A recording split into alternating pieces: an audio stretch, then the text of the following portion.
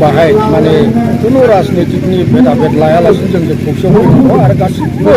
संगठन बर'नि जेसेबां अर्गेनाइजेसन बा आफादफोर दं जों बयखौबो खावलायो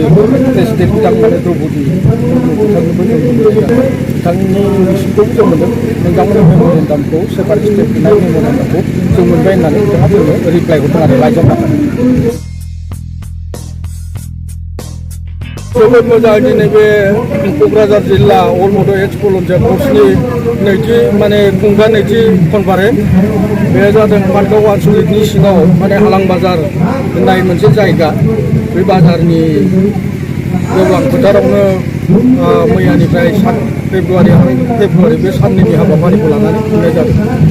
आरो बाहाय 16टा आनसलिक क'क्राझार जिल्ला गासिबो मोनजोबदों आं डिलिगेटआवबो दंमोन मोजाङै जादों आरो बे डिलिगेट मिटिङा टार्मिनेटिंमोन बिथांमोना गोजाम बडिखौ सिफायनानै गोदान बडि दाबाय गोदानै आफादगिरि सेक्रेटारि सायख'बाय बेथ' आरो माने संबिधाननि नियमखा नालाय बे हिसाबै बोसोरनैनि उन बेखौ सोलायनाय जायो दा बिदिनो आङो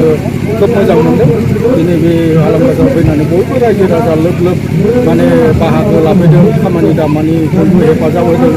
बिसेसकै आङो बे खुंनाय कनफारेन्स नैथि जिथु क'क्राझार जिल्ला अलमड' एक्स भलुन्टियार फर्सनि कनफारेन्स खुंनायाव बानजाय आफादनि जिथु माने खामानि मावनाय बे बानजाय आफादनि खामानि मावनायाव आं बे बानजाय आफादनि चेयारमेन भाइस चेयारमेन कनभेनर आरो गासैबो दालाय आफादाव मावनाय बिथांमोनखौ आङो सेन्ट्रेल कमिटिनिफ्राय माने गोसो गोरबोजों साबायखर बावो मानो होनबा बिथांमोननि नारा नाथा नाजानायाव दिनै बे क'क्राझार जिल्ला अलमड' एक्स भलुन्टियार फर्सनि कनफारेन्सआ मोजाङै मोजां जानानै थांबाय आरो गाजा गोमजायै फैबाय थानाय समाव जोंहाथ' माने नन पलिटिकेल अर्गेनाइजेसनसो नालाय जों रायजो बिनाय सेकेन्ड फेजनि आन्दलन बियो जों दाख्लैबो दिल्लीयाव थांबाय मेम'रेन्डाम दैखांबाय दा जोङो गोदोनि बायदिथ' बेबायदि दाङाबाजि बा गन्द्राय दैलायनाय आन्दलनथ' नंला जोङो खोब भद्र भाबै माने मोनसे ब्रेनजों सोलिनाय आन्दलन बियो बेनिखायनो बयबो रायजो राजाखौ खावलायो जों बयबो पलिटिकेल पार्टिनि लिडारफोर हान्जाफोरखौ जों खावलायो जाहाथे जोंनोबो थाखा फैसा अनसुंथाइ हरो खारन जोंहा पलिटिकेल पार्टिजों रावजोंबो लोब्बा गैया जोंहा सिमांबो गैया लिडार जानायनि जोङो जाथिखौ माने बोखांलांनो जिथु बर'लेण्ड आलादा हादोर नङागौ माने जिथु बर'आ सान्थि गैखाया माने निस्थार गैया रैखा गैया बे हिसाबै जोङो हाजासे जों बे बोराय बैसोआवबाबो जोङो सेकेन्ड फेजनि आन्दलन खालामलांनो नाजागासिनो दं आरो फैबाय थानाय समाव फैबाय थानाय बेलायाव जोङो जोंनि उन जोलैफोरखौबो जोङो अलरेडि लासै लासैनो जोङो लाबोगासिनो दङ बेनिखायनो जों रायजो राजाखौ गासैखौबो जों बिदि खावलायो बाहाय माने कुनु राजनीतिकनि भेदाभेद लायालासिनो जों खौसेयाव फैनांगौ आरो गासिबो संगठन बर'नि जेसेबां अर्गेनाइजेसन बा आफादफोर दं जों बयखौबो खावलायो खौसेयै जोङो जाहाथे बर'लेण्ड बिनायाव ज' जालायनानै जे केन्द्र सरकार आरो रायजो सरकारखौ जोङो माबानानै खोमा सुनो हायो आरो जोंनि बड'लेण्ड बिनायाव जाहाथे जोंखौ साक्सेस खालामो बेनि थाखाय आङो बयखौबो खावलायहरनाय जाबाय। सारमोननि टिमा थांनाय समावहाय दिल्लीयाव थांदोंमोन बड'लेण्डनि थाखाय दा बेनि रिजाल्टआ सार जों दाखालि थांनायाव जोङो थांदोंमोन ओमफ्राय दाखालिनिया बे पार्लियामेन्ट हाउस माबा पार्लियामेन्ट सेसन जनाय बिथांमोना खोब माने मेंनाय आरो बेस्थ' देखायनानै जोंखौ बिथांमोना उननि बेलायाव फैदों नोंथांमोना कुनु बेला माने जाहाथे माने पार्लियामेन्ट सेसन जिरायनाय समाव नोंथांमोना फैनाङा होननानै जोंखौ बुंहरदों आरो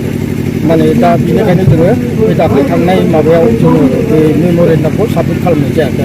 सिगाङावथ' जों कन्ट्राक्ट थांखांबाय बाव होबोजोबदों जोङो प्राइम मिनिस्टार हम मिनिस्टार ट्राइबेल मिनिस्टार ल' मिनिस्टार आरो माने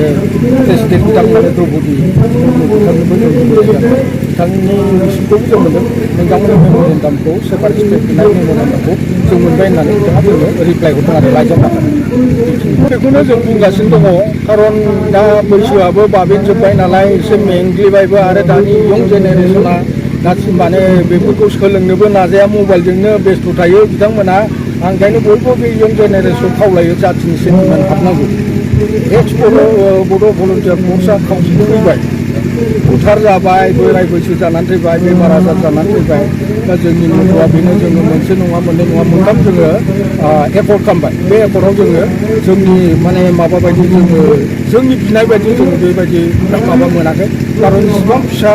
मोनसे सिक्सनिबाबो जोंनो फाइनेन्स पावार गैया थाखा फैसानि जोंहा अभाब जों हारसिङै खुंथाय बेबस्था मोनदोंबाबो जोङो गावखौनो गाव रैखाथि होनो हाया बे हिसाबै जोङो बिनि माने गभर्नमेन्टखौ जोंनो नाङा जोंनो